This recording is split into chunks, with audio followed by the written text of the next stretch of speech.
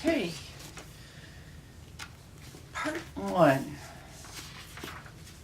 Irvine, 1981. After processing the house, the police said to Drew Witha, "It's yours." The yellow tape came down, the front door closed. The impassive precision of badges at work had helped divert attention from the stain. There was no avoiding it now. His brother and sister-in-law's bedroom was just inside the front door, directly across from the kitchen. Standing at the sink, Drew needed only to turn his head to the left to see the dark spray modeling the white wall above David and Manuela's bed. Drew prided himself on not being squeamish. At the police academy, they were being trained to handle stress and never blanch. Emotional steeliness was a graduation requirement. But until the evening of Friday, February 6, 1981, when his fiancée's sister appeared tableside at the Rosskeller pub in Huntington Beach and said breathlessly, "Drew, call your mom." He didn't think he'd be required to use those skills, the ability to keep his mouth shut and eyes forward, when everyone else went bug-eyed and screamed. So soon, or so close to home. David and Manuela lived at 35 Columbus, a single-story tract home in Northwood, a new development in Irvine. The neighborhood was one of the tendrils of suburbia creeping into what was left of the old Irvine ranch. Orange groves still dominated the outskirts, bordering the encroaching concrete and blacktop with immaculate rows of trees, a packing house, and a camp for pickers. The future of the changing landscape could be gauged in sound. The blasts from trucks pouring cement was drowning out the dwindling tractors. An air of genteelness masked Northwood's conveyor belt transformation. Stands of towering eucalyptus, planted by farmers in the 1940s as protection against the punishing Santa Ana winds, weren't torn down but repurposed. Developers used the trees to bisect main thoroughfares and shroud neighborhoods. David and Manuela's subdivision, Shady Hollow, was a tract of 137 houses with 4 available floor plans. They chose Plan 614, The Willow, 3 bedrooms, 1,523 square feet. In late 1979, when the house was finished, they moved in. The house seemed impressively grown up to Drew, even though David and Manuela were only 5 years older than him. For one thing, it was brand new. Kitchen cabinets gleamed from lack of use. The inside of the refrigerator smelled like plastic, and it was spacious. Drew and David had grown up in a house roughly the same size, but 7 people had squeezed in there, had impatiently waited their turn for the shower, and knocked elbows at the dinner table. David and Manuela stored bicycles in one of their home's 3 bedrooms. In the other spare bedroom, David kept his guitar.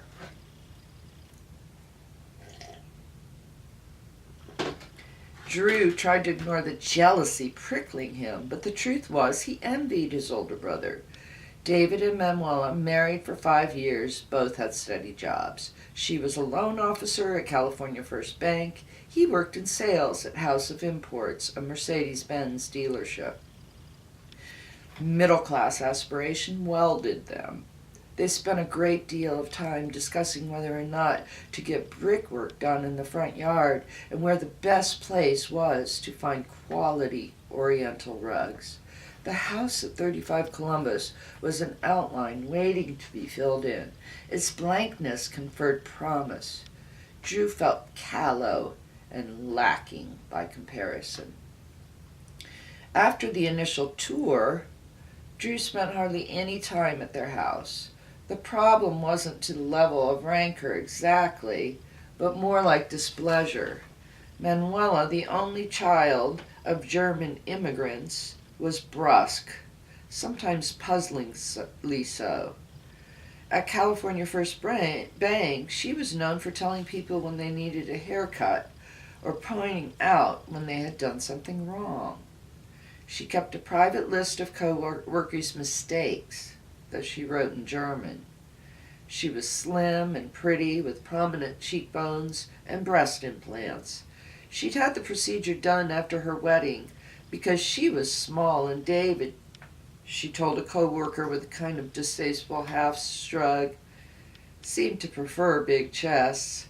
She didn't flaunt her new figure. To the contrary, she favored turtlenecks and kept her arms folded in against her body as if anticipating a fight.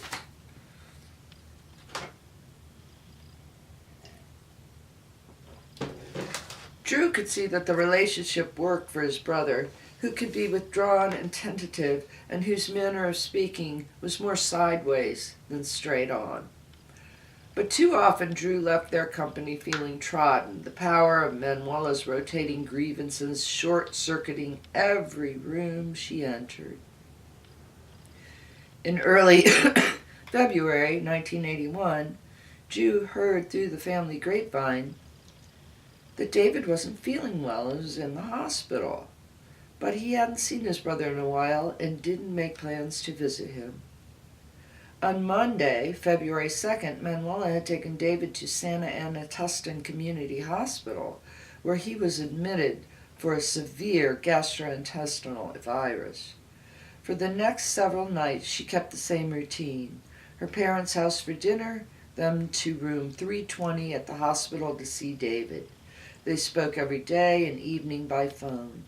Late Friday morning, David called the bank looking for Manuela, but her co-workers told him she hadn't come in to work. He tried her at home, but the phone kept ringing, which puzzled him. Their answering machine always picked up after the third ring. Manuela didn't know how to operate the machine. Next, he called her mother, Ruth, who agreed to drive over to the house and check on her daughter. After not getting an answer at the front door, she used her key to enter. A few minutes later, Ron Sharp, a close family friend, was summoned in a hysterical call from Ruth.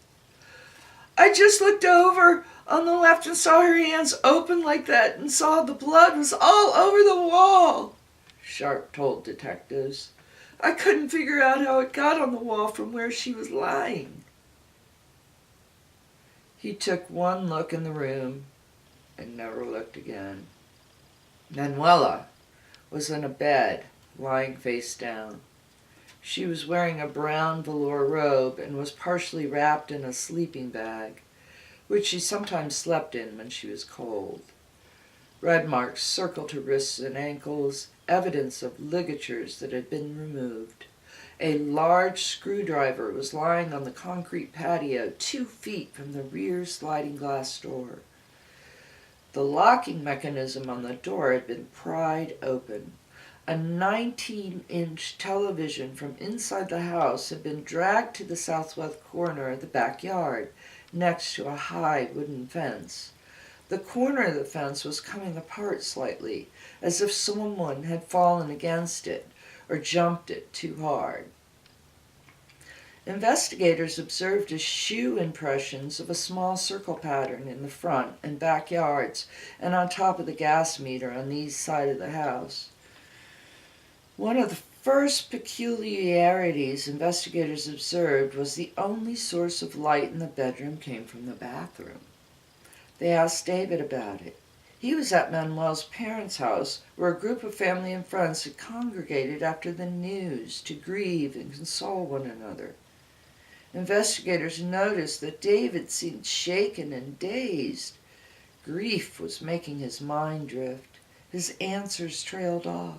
He switched subjects abruptly. The question about the light confused him. "Where's the lamp?" he asked.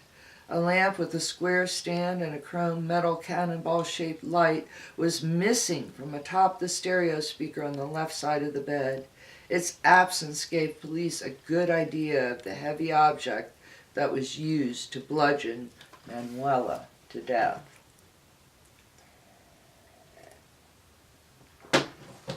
David was asked if he knew why the tape was missing from the answering machine. He was stunned. He shook his head. The only possible explanation, he told police, was that whoever killed Manuela has left his voice on the machine. The scene was deeply weird. It was deeply weird for Irvine, which had very little crime. It was deeply weird for the Irvine Police Department. It smelled like a setup to a few of them. Some jewelry was missing and the television had been dragged into the backyard. But what burglar leaves his screwdriver behind? They wondered if the killer was someone Manuela knew. Her husband is staying overnight at the hospital. She invites a male acquaintance over. It gets violent and he grabs the answering machine tape, knowing his voice is on it. And he goes about prying the sliding door, and then, in a final touch of staging, leaves the screwdriver behind. But others doubted that Manuela knew her killer. Police interviewed David at the Irvine Police Department the day after the body was found. He was asked if they had had any problems with prowlers in the past. After thinking about it, he mentioned that 3 or 4 months earlier, in either October or November 1980, there had been footprints that he couldn't explain. They looked to David like tennis shoes, and went from one side of the house all the way to the other side and into the backyard. Investigators slid a piece of paper across the table and asked David to draw the footprint as best as he remembered it. He sketched it quickly, preoccupied and exhausted. He didn't know the police had a plaster cast impression of Manuela's killer's footprint as he stalked the house the night of the murder. He pushed the paper back. He'd drawn a right tennis shoe sole with small circles. David was thanked and allowed to go home. Police slapped a sketch against the plaster cast impression. It was a match. Most violent criminals are impulsive, disorganized, and easily caught. The vast majority of homicides are committed by people known to the victim, and despite game attempts to throw off the police, these offenders are usually identified and arrested.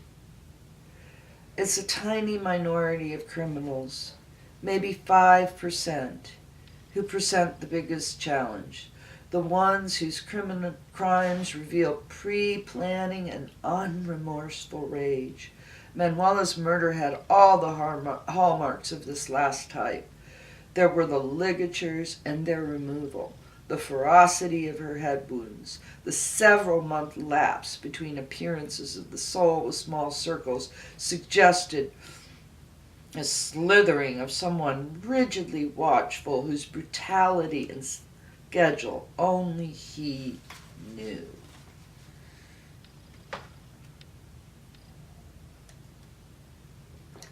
Midday on Saturday, February 7th, having sifted through clues for 24 hours, the police did one more run-through and then authorized release of the house back to David. This was before the existence of professional crime scene cleanup companies. Sooty fingerprints powder-stained the doorknobs. David and Manuela's queen mattress was gouged in places where criminalists had cut away sections to bag as evidence. The bed and wall above it were still splattered with blood. Drew knew that, as a cop in training, he was the natural choice for the cleanup job and volunteered to do it. He also felt he owed it to his brother. 10 years earlier, their father, Max Whithun, had locked himself in a room at the family's home after a fight with his wife. Drew was in 8th grade and attending a high school dance at the time. David was 18, the oldest in the family, and he was the one who beat down the door after the shotgun blast rocked the house. He shielded the family from view and absorbed what he saw of his father's splintered brain alone. Their father committed suicide 2 weeks before Christmas. The experience seemed to rob David of certainty. He was suspended in hesitation after that. His mouth smiled occasionally, but his eyes never did. Then he met Manuela. He was on solid ground again. Her bridal veil hung on the back of their bedroom door. The police, thinking it might be a clue, asked David about it. He explained that she always kept it there, a rare sentimental expression. The veil provided a glimpse of Manuela's soft side, a side few had ever known, and now never would. Drew's fiancée was studying to be a nurse practitioner. She offered to help him with the crime scene cleanup. They would go on to have 2 sons and a 28-year marriage that ended in divorce. Even at the lowest points of their relationship, Drew could be stopped short by the memory of her helping him that day. It was an unflinching act of kindness that he never forgot. They hauled out bottles of bleach and buckets of water. They put on yellow rubber gloves. The job was messy, but Drew remained dry-eyed and expressionless. He tried to view the experience as a learning opportunity. Police work called for being coolly diagnostic. You had to be tough, even if you were scrubbing your sister-in-law's blood from a brass bed frame. In a little under 3 hours, they rid the house of violence and tidied it up for David's return. When they were finished, Drew placed the leftover cleaning supplies in his trunk and got behind the wheel of his car. He stuck the key in the ignition, but then froze, seized up, as if on the brink of a sneeze. A strange, uncontainable sensation was winding his way through him. Maybe it was the exhaustion. He wasn't going to cry, that wasn't it. He couldn't remember the last time he cried. Wasn't him. He turned and stared at 35 Columbus. He flashed back to the first time he drove up to the house. He remembered what he thought as he sat in his car preparing to go in. My brother really has it made. The tamped down sob escaped, the fight to contain it over. Drew pressed his forehead against the steering wheel and wept. Not a lump in the throat cry, but a tumult of brutal grief. Unself-conscious, purging. His car smelled like ammonia. The blood under his fingernails wouldn't come out for days. Finally, he told himself he had to pull it together. He had in his possession a small object he had to give CSI, something he found under the bed, something they'd missed, a piece of Manuela's skull. On Saturday night, Irvine PD investigators Ron Veach and Paul Jessup, in search of further information from Manuela's inner circle, rang the front door of her parents' house on Loma Street in the Green Tree neighborhood. Horst Rohrbeck, her father, met them at the door. The day before, shortly after the house was cordoned off and declared a crime scene, Horst and his wife Ruth were taken to the station and interviewed separately by junior officers. This was the first time Jessup and Veach, who was the lead detective on the case, were meeting the Rohrbecks. 20 years in the United States hadn't softened Horst's German comportment. He co-owned a local auto repair shop, and it was said he could take apart a Mercedes-Benz with a single wrench. Manuela was the Rohrbecks' only child. She had dinner with them every night. Her personal calendar had only 2 notations for the month of January, reminders of her parents' birthdays. Mama, Papa. Somebody killed her, Horst said in his first police interview. I killed that guy. Horst stood at the front door, holding a snifter of brandy. Veach and Jessup stepped inside the house. A half-dozen stricken, friends and family were gathering in the living room. When the investigators identified themselves, Horst's stony expression unclenched and he erupted. He wasn't a big man, but fury doubled his size. He shouted in accented English how disgusted he was with the police department, how they needed to be doing more. About 4 minutes into the tirade, Veach and Jessup realized that their presence wasn't necessary. Horst was heartbroken and conflict-starved. His rage was a projectile splintering in real time. There was nothing to do but put a business card on the foyer table and get out of his way. Horst's anguish was also tinged with a specific regret. The Rohrbachs were the owners of an enormous military-grade trained German shepherd named Possum. Horst had suggested that Manuela keep Possum at her house for protection while David was in the hospital, but she declined. It was impossible not to hit rewind and imagine Possum's gaping scissor bite, saliva dripping from his incisors as he lunged at the intruder, chipping at the lock, scaring him away. Manuela's funeral was Wednesday, February 11th at Saddleback Chapel in Tustin. Drew spotted officers across the street taking photographs. Afterward, he returned to 35 Columbus with David. The brothers sat talking in the living room late into the night. David was drinking heavily. "They think I killed her," David said abruptly about the police. His expression was unreadable. Drew readied himself to hear a confession. He didn't believe David was physically capable of Manuela's murder. The question was whether he could have hired someone to do it. Drew felt his police training kicking in. The image of his brother sitting across from him narrowed to a pinhole. He figured he had one chance. "Did you?" Drew asked. David's personality, always a bit diffident, had acquired an understandable tremble. Survivor's guilt weighed on him. He'd been born with a hole in his heart. If anyone was going to die, it should have been him. Manuela's parents' grief roved in search of someone to blame. Their gaze had the increasing effect of a glancing blow. But now, in response to Drew's question, David bristled with certainty.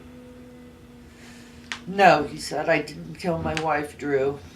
Drew exhaled for what felt like the first time since the news of Manuela's murder.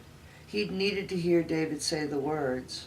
Looking in his brother's eyes, wounded but flashing with assurance, Drew knew he was telling the truth. He wasn't the only one who felt David was innocent. Criminalist Jim White of the Orange County Sheriff's Department helped process the scene. Good criminalists are human scanners. They enter messy, unfamiliar rooms, isolate important trace evidence, and block out everything else. They work under pressure. A crime scene is time-sensitive and always on the verge of collapse. Every person who enters represents the possibility for contamination. Criminalists come laden with tools for collection and preservation. Paper evidence, bags, seals, measuring tape, swabs, bindle paper, plaster of Paris. At the Witton scene, White worked in collaboration with investigator Veach, who instructed him on what to seize. He collected flaky pieces of mud next to the bed. He swabbed a diluted bloodstain on the toilet. He stood with Veach as Manuela's body was rolled. They noted the massive head injury, ligature marks, and some bruising on her right hand. There was a mark on her left buttock that the coroner would later conclude was likely from a punch. The second part of the criminalist's job comes in the lab, analyzing the evidence that's been collected. White tested the brown paint on the killer's screwdriver against popular brands, concluding that the best match was a store-mixed Oxford brown made by Behr. The lab is usually where the job ends. Criminalists aren't investigators. They don't conduct interviews or run down leads. But White was in a unique position. The individual police departments of Orange County investigated crimes in their own jurisdictions, but most of them used the Sheriff's Department Crime Lab. Thus, the Whitton investigators knew only Irvine cases, but White had worked crime scenes all across the county, from Santa Ana to San Clemente. To Irvine police, Manuela Whitton's murder was rare. To Jim White, it was familiar.